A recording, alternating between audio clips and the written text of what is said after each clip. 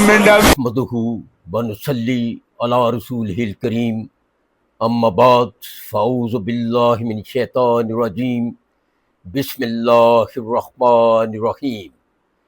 معراج القرآن کی محفل میں اصغر بیگ ایڈوکیٹ کی طرف سے خوش آمدید۔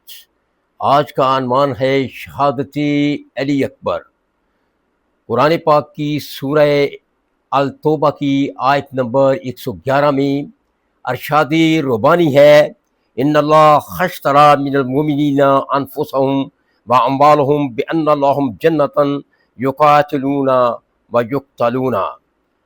بے شک اللہ نے مومنین سے ان کی جانیں اور مال جنت کے بدلے خرید لیے ہیں، وہ قتل کریں یا شہید ہو جائیں۔ 9 محرم کی رات حضرت عباس غازی علمدار اور حضرت علی اکبر خیموں کا پہرا دے رہے تھے۔ غازی عباس نے کہا، اکبر صبح میدان کربلا میں میں جاؤں گا۔ غازی عباس نے کہا، اکبر صبح میدان کربلا میں جاؤں گا۔ اکبر نے کہا، چاچا غازی نہیں، کل میدان کربلا میں جاؤں گا، کل میدان کربلا میں جاؤں گا۔ غازی عباس کہنے لگے، اکبر میں بڑا ہوں تم چھوٹے ہو، کل میدان کربلا میں جاؤں گا۔ اکبر نے کہا، چاچا غازی نہیں، اگر آپ چلے گئے تو میرے بابا اکیلے رہ جائیں گے، ان کی کمر ٹوٹ جائے گی۔ غازی عباس نے کہا، اکبر تم اگر چلے گئے تو حسین کی کمر ہی نہیں ٹوٹے گی، بلکہ وہ اندھے ہو جائیں گے، وہ بوڑھے ہو جائیں گے۔ کل 10 محرم کو حضرت امام حسین نے علی اکبر کو گھوڑے پر سوار کیا، سر پر امامہ رسول رکھا، ہاتھ میں شمشیر حسینی دی اور ماں نے علی اکبر کے بازو پر امام زامن باندھا۔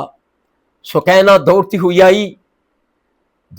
آئی، کہا، بھائی اکبر آپ کی کلائی پر گانا میں باندھوں گی، آپ کی کلائی پر گانا میں باندھوں گی۔ حضرت علی اکبر میدان کربلا میں گئے، جس طرف بھی گئے یزیدیوں کی لاشوں کے ڈھیر لگاتے چلے گئے۔ علی اکبر نے پہلے ہی حملے میں سینکڑوں نہیں ہزاروں یزیدیوں کو واصل جہنم کر دیا۔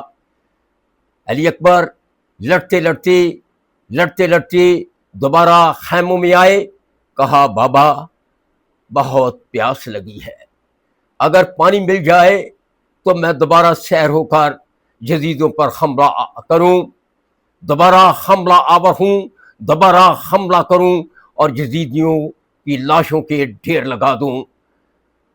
خیموں میں پانی نہیں تھا۔ حضرت امام حسین نے علی اکبر کو اپنے بازو میں لیا، اپنی زبان چسائی۔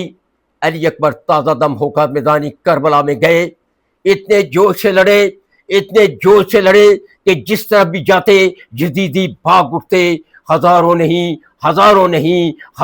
ہی یزیدیوں کو واصل جہنم کیا۔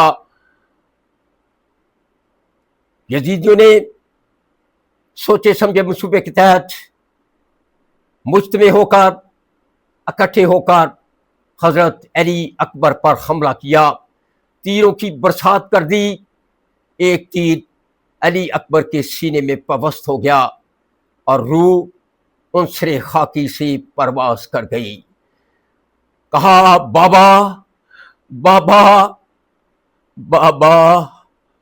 لا الہ الا اللہ محمد الرسول اللہ۔ حضرت امام حسین یہ آواز سن کر میدان کربلا میں گئے، علی اکبر کو اٹھایا، علی اکبر کے سینے سے تیر کو نکالا، خون کا فوارہ اٹھا، آسمان کی طرف اٹھا، آسمان سرخ ہو گیا۔ حضرت امام حسین نے اپنے بازو میں علی اکبر کو لیا، اٹھائے ہوئے جا رہے تھے۔ حضرت علی اکبر کڑگل جوان تھے، قد آور تھے۔ حضرت امام حسین لاشائے علی اکبر کو اٹھا کر چلے تو علی اکبر کے پاؤں زمین پر گھسٹتے چلے جا رہے تھے۔ جب حضرت امام حسین لاشائے علی اکبر کو لے کر خیموں میں پہنچے تو کوہرام مچ گیا، کوہرام مچ گیا۔